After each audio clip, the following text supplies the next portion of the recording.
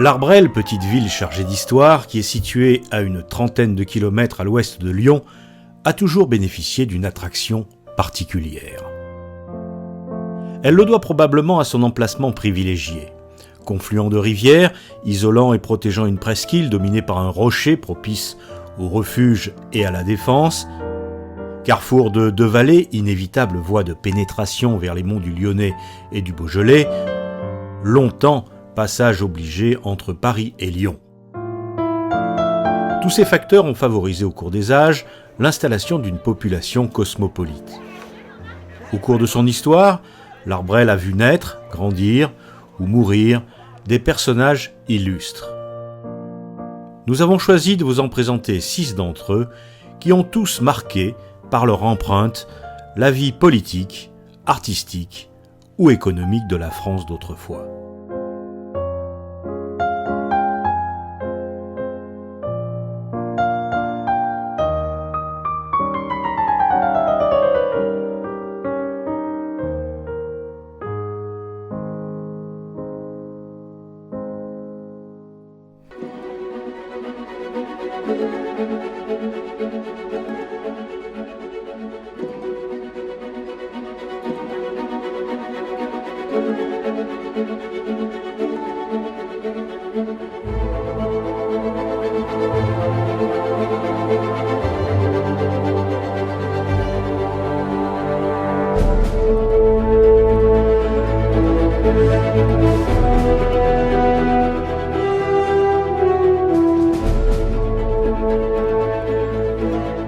Comment un avoué arbrelois, âgé de 40 ans, qui décide de se lancer dans les affaires, deviendra en quelques décennies l'une des plus grosses fortunes françaises? C'est sous l'investiture du maire de l'Arbrel de l'époque, Joseph Charvet, que s'est déroulé un événement heureux qui a permis à la commune de bénéficier d'un cadeau providentiel.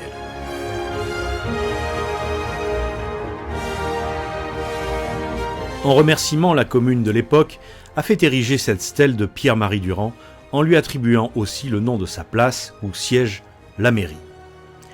Sur la place Pierre-Marie Durand, on peut voir le buste de cet homme qui rit encore du pied de nez qu'il a fait au destin de sa succession. C'est cette histoire que va nous raconter Pierre Pignard, contemporain de cette époque, qui a vécu aux côtés de Joseph Charvet cette tranche de vie de Pierre-Marie Durand. Je suis malheureusement un des derniers représentants de l'époque. En 1953, j'avais 30 ans. J'ai vécu toute cette période et j'ai entendu beaucoup de choses. Catherine Villermot, maître de conférences à l'université de Franche-Comté, a écrit un livre sur Pierre-Marie Durand.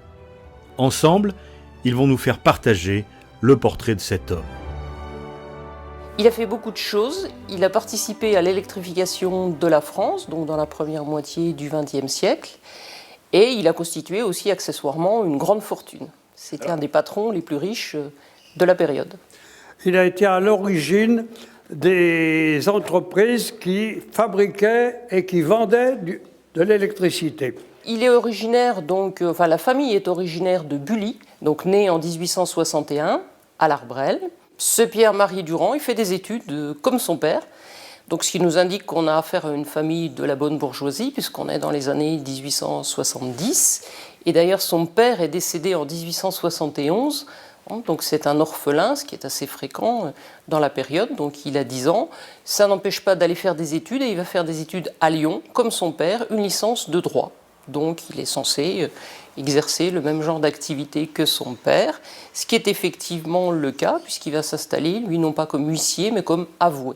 Il épouse une jeune femme originaire de Roanne, et puis il a 2 enfants, donc en 1897, un garçon, et puis une fille en 1898. Donc là, on a l'impression que c'est une succession de générations, gentiment, qu'il va faire comme son père. Eh bien, pas du tout. Même si à l'âge de 40 ans, à l'époque, dans les familles bourgeoises, on vivait de ses rentes, Pierre-Marie Durand prend une orientation tout autre. Il va vraiment mener une vie tout à fait moderne. Donc il ne respecte plus du tout la tradition de son père, son héritage. Il va faire des affaires.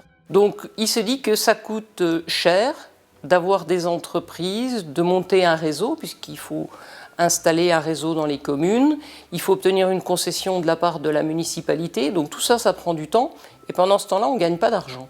Donc lui, son idée, c'est de profiter de ce qui est déjà installé, et donc en ce sens-là, c'est un homme d'affaires très contemporain, très moderne, il rachète des entreprises, et c'est ce qu'il va faire pendant 40 ans. Sauf qu'il sait quand même racheter les bonnes entreprises, et c'est ça sa particularité.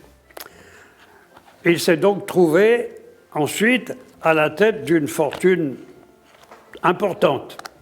Il est arrivé propriétaire de l'énergie industrielle. C'est une grosse entreprise d'électricité privée. Oui, il crée un véritable empire dès les années 20. Il s'installe vraiment partout, dans toutes les régions de France, en Bretagne, dans le sud-ouest, en Franche-Comté, toute la région lyonnaise et toute la Savoie. Il rachète l'usine qui était installée à l'Arbrel dans les années 20. Il y avait une usine à gaz, puis aussi une usine d'électricité en 1930. Donc il veut s'installer absolument partout, pas construire, mais racheter pour gérer les choses, pour réorganiser, restructurer, donc ce qui est tout à fait la définition de l'homme d'affaires et pas de l'industriel. Son empire est immense. En 1946, c'est vraiment un homme très puissant. C'est un patron détesté dans l'entre-deux-guerres. Tout le monde le déteste pour des raisons différentes. La CGT le déteste parce qu'il a constitué ce qu'on appelle à l'époque un trust, donc un monopole sur l'électricité. L'État, il a quelques difficultés avec l'État de temps en temps, et puis c'est l'époque dans les années 30 où on parle des 200 familles, des grands patrons qui sont censés avoir mis la main sur la France et se partager la France comme sous la féodalité au Moyen-Âge, donc il est très très mal perçu. Il y a des tas de représentations de lui, et même les banquiers. Les banquiers, en particulier le Crédit Lyonnais, donc qui fait des enquêtes, trouvent que c'est un aventurier, qu'il a une gestion financière qui ne se fait pas parce qu'il fait des coûts financiers, qu'il a trop d'emprunts, donc il a beaucoup de difficultés avec les banques. Il a une gestion très contemporaine, très actuelle, mais à l'époque, ça surprend ses banquiers. Et le Crédit Lyonnais refuse de lui prêter de l'argent. Et donc Pierre-Marie Durand va chercher de l'argent au Canada. Il avait donc plusieurs sociétés. Donc il avait cette société de base qui s'appelle l'Énergie industrielle qu'il a fondée en 1906 à Lyon. Et cette société, elle a absorbé des autres entreprises. Elle en a absorbé 61. Donc là aussi, c'est des stratégies très contemporaines. Il est à la tête d'un groupe de sociétés, d'où le terme de groupe Durand qui est utilisé dans les années 40 pour le désigner. Et donc c'est en tant que groupe Durand qu'il est nationalisé avec d'autres groupes. À l'époque, il y en avait 5 ou 6 en France seulement. En 1945, l'entreprise de Pierre-Marie Durand a été réquisitionnée, nationalisée par le gouvernement de l'époque. Le général de Gaulle, effectivement, nationalise l'électricité et le gaz, et donc le groupe Durand est l'élément essentiel de cette électricité de France.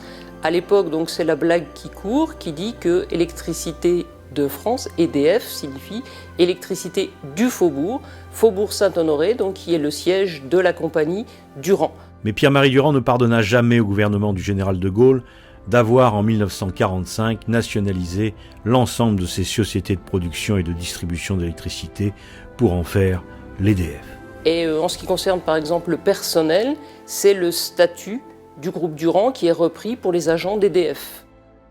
S'intéressait beaucoup à l'Arbrel, à sa commune de naissance. Il subventionnait les associations. Et quand Joseph Charvet a été maire, Joseph Charvet avait déjà des relations très importantes avec les milieux économiques, financiers, de par ses professions. Il allait souvent à Paris. Et, par connaissance, il tenait à rendre visite à Pierre-Marie Durand, qui s'intéressait toujours à l'Arbrel. Joseph Charvet a écrit sur cet homme, car de son vivant, ils ont été en contact régulièrement. Je cite : « Je ne pouvais oublier une telle personnalité. J'avais dès le premier abord été frappé par la prestance de cet homme de 80 ans. Grand, svelte, droit comme un i, cheveux blancs argentés, lunettes cerclées d'or, figure fine à peine marquée par l'âge, le regard droit, intelligent, un brin matois peut-être, pénétrant et avisé sûrement.